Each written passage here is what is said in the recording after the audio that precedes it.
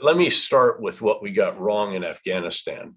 In the beginning, of course, we sought to maintain too light a footprint. We don't want to be the army of occupation. We want to get bin Laden and get out of here. This was Rumsfeld's conviction: don't plant a flag. This initial phase, I think, was simply trying to bring order to chaos in a post-conflict way. And not realizing that if you don't get after it right away, you're going to be stuck here. The CIA was charged with finding, capturing, killing, if need be, those who had authored 9/11. I wouldn't say it was the right decision.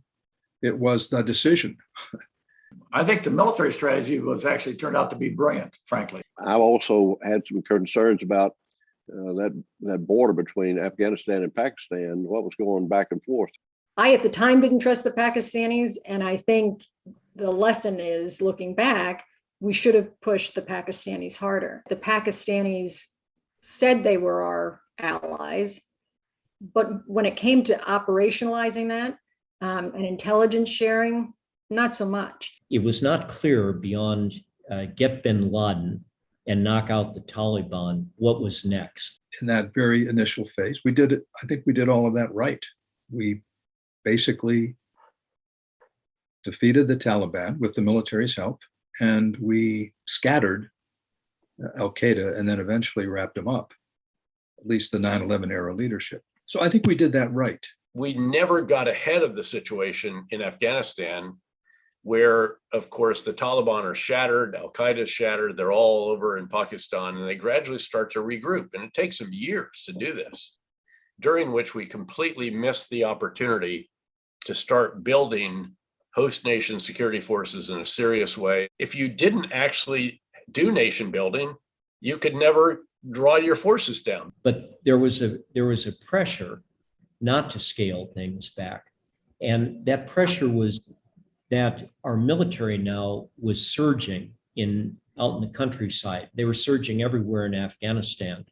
You know, we were in a world where every problem was a military problem. I think that the real problems are much different than that. Military has to play a role, but it may not be the central role. We stayed too long. I think we thought we could, maybe we could change their hearts and minds.